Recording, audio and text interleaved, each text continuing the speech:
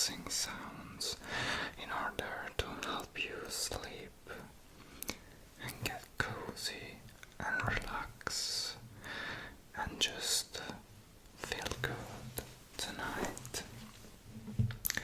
So, I usually read things that are quite different, so I don't have one specific genre, let's say. So I read both philosophical books and novels. I would say that my favorite period is the late 19th centuries, because I would say that Dostoevsky is my favorite author, but I enjoy reading basically everything. So this book is the first part of one of his masterpieces, and this one is Crime and Punishment. And Crime and Punishment is an amazing story. I think that Dostoevsky has the ability to investigate the profound psychology of mankind in a way that no other author ever had, perhaps. And this book in particular is about Raskolnikov, and follows him in a story that's very deep and full of unexpected turnarounds and events. I wouldn't say that this is my favorite Dostoevsky book, by the way, because my favorite Dostoevsky book is probably The Brothers Karamazov.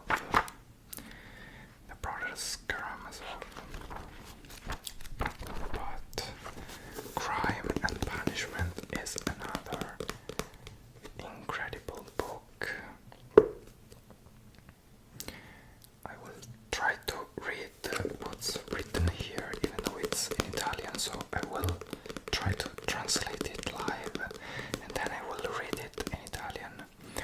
So it's the most famous portrait of an assassin and the most incredible analysis of his abstract moral. Il più celebre ritratto di un assassino e la più sconvolgente analisi della sua astratta morale. If you are passionate, and even if you are not passionate about novels, I think that Dostoevsky is absolutely a must. He wrote a lot. I don't find that all of his books are at the same level, and this is, well, it's the same for every author, but I think that, like Crime and Punishment and The Brothers Karamazov, may be two of the greatest books ever written. But there are other Dostoevsky books that I wouldn't say I'd like to read more than other books. I don't know if it does make sense, but this book has very relaxing sound, and it's a very old book. It's from 1987, 9 December 1987. Great book, Dostoevsky.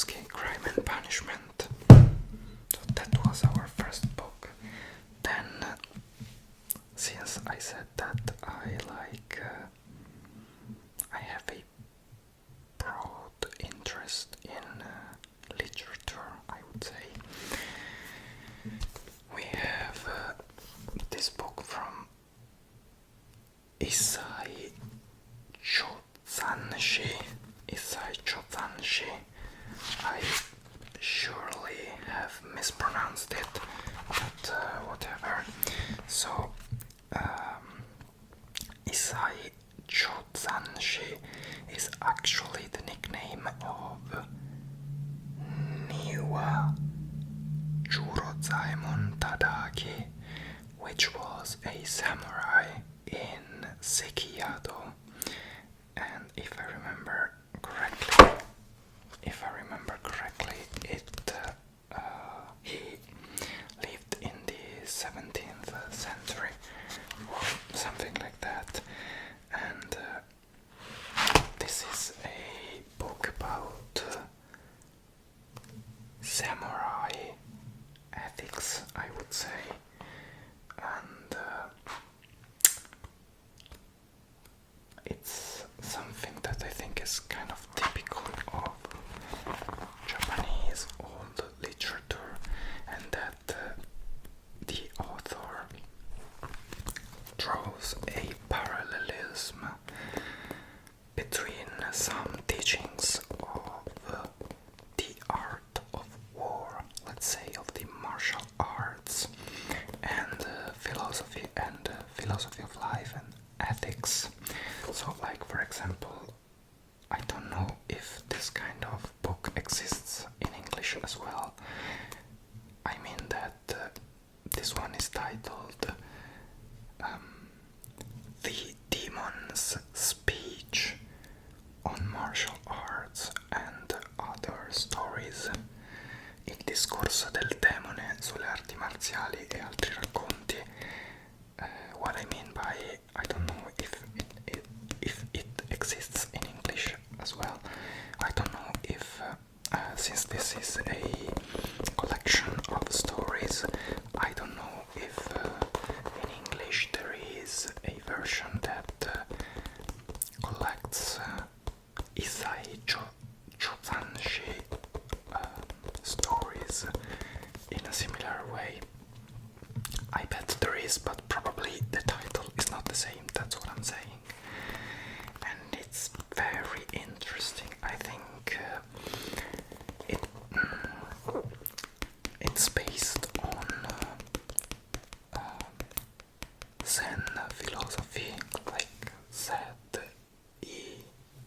philosophy, and Bushido, which is the moral code of the samurai. And I think it's an enlightening book if you're into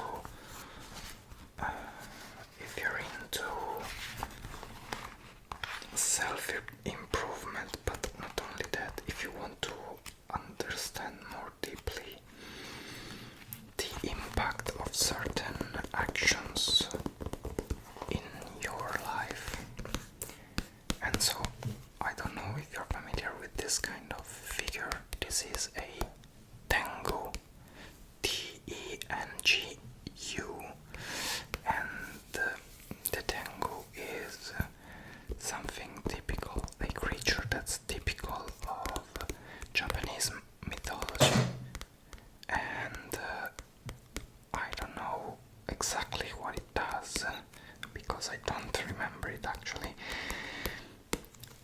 But let's say it's not just the equivalent of our demons, it's just a powerful creature that can help humans. And this book would be the speech of this Tengu to a human in order to help him understand martial arts and life. And that's very interesting.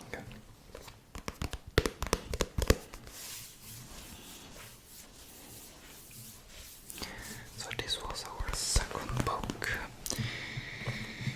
Then we have this one. They are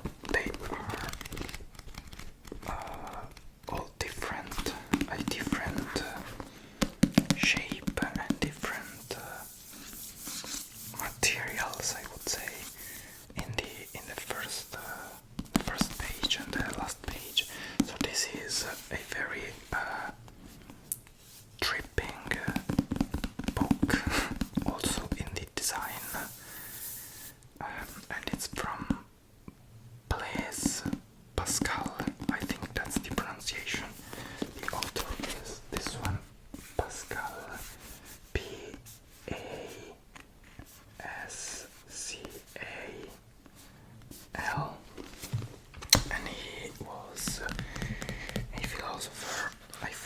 philosopher in the 17th century.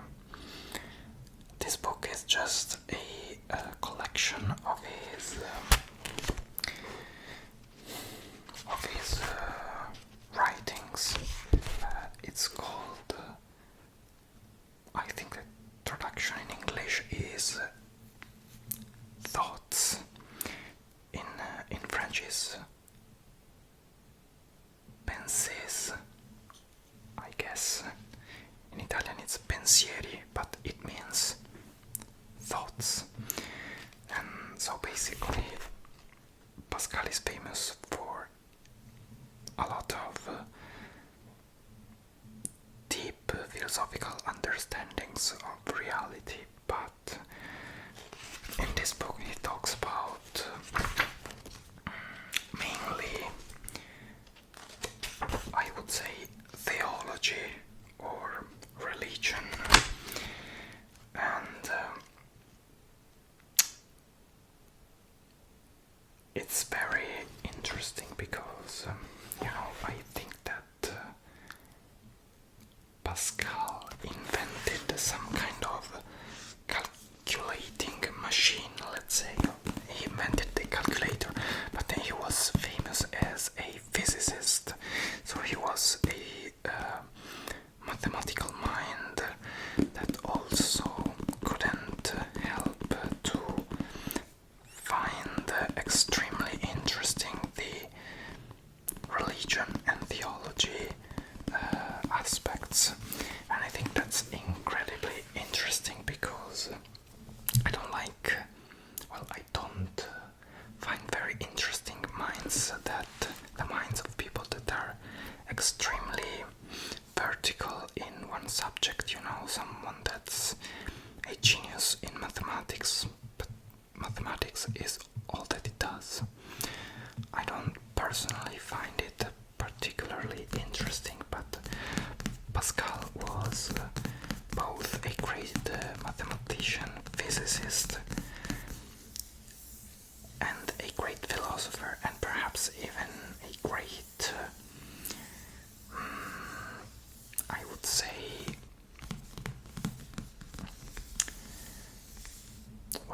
a theologist in some sense, even though it's not no theologist, a theologian. It's not a theologian, but you got the point. And also I love this kind of design. It's great.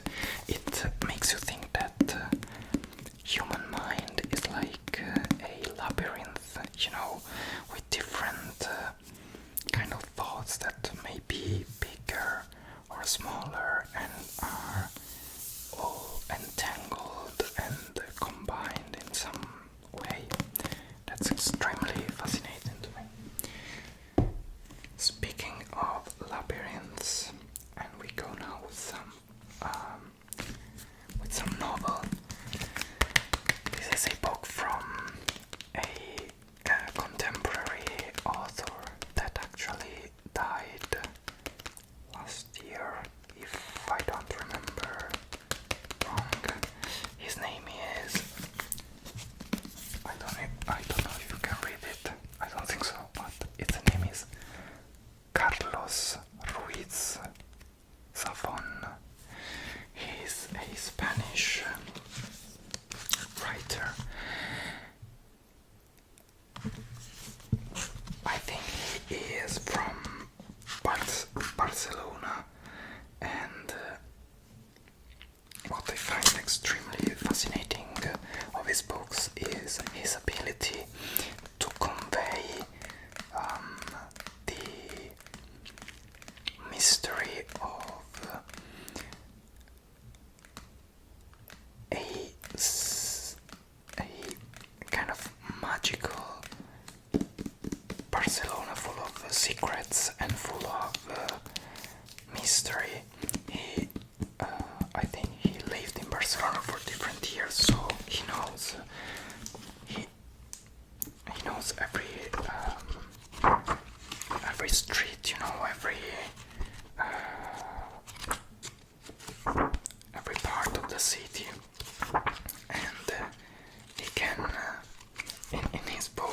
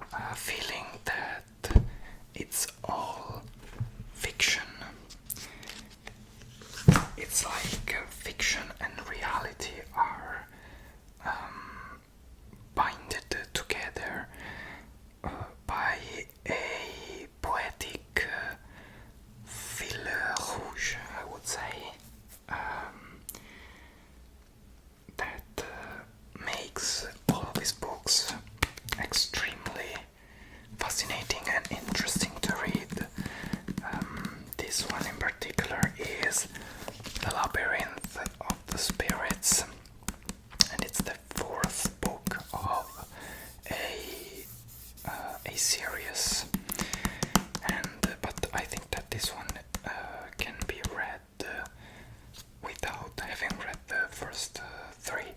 Of course, if you read the first three, you would enjoy this more because you would understand more things. But it's designed to be something like a standalone book in some sense. So Carlos Ruiz Zafón, incredible writer, totally recommended. The Labyrinth of the Spirits. I checked this title before, and The Labyrinth of the Spirits is actually the English title of this book. Last book, and this one is one of my favorite books ever. It's a book from I don't know if he's a neurobiologist. He was a neurobiologist, but he was a doctor, a medical doctor. His name is Oliver Sacks. He's a famous American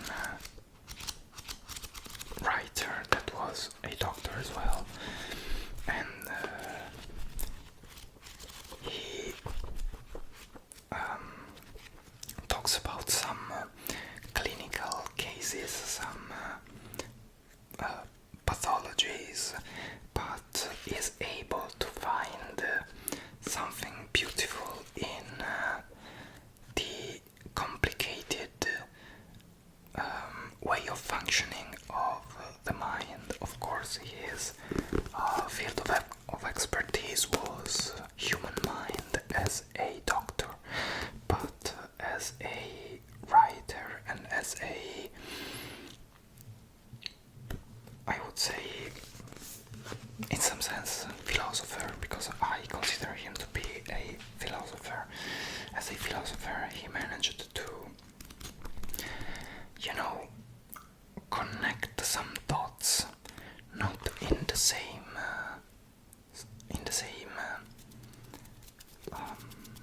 field. Like he does not talk about something purely medical, clinical, but he talks about the mind and links it with some broader understanding of the mind itself and the world.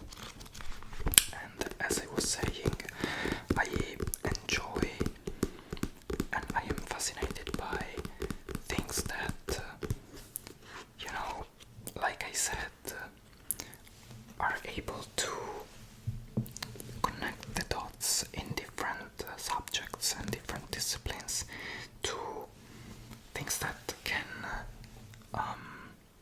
bind together rationality and I wouldn't say irrationality, but I would say science and poetry in some sense. And I don't know the introduction of this book, but Oliver Sacks is very famous in the US, so just remember the name of the author. And all of his books are extremely interesting, but one thing that's very interesting is this publisher, this editor, that's named Adelphi. And Adelphi is a Greek word. It's the plural of Adelphos, which means friend, but if I remember correctly, it means friends in a sense, in a philosophical sense. Adelphos is someone that you have a deep mental and intellectual and philosophical connection with. So I think it's very interesting that these books are called the Adelphi, which means the friends that you have a deep connection with.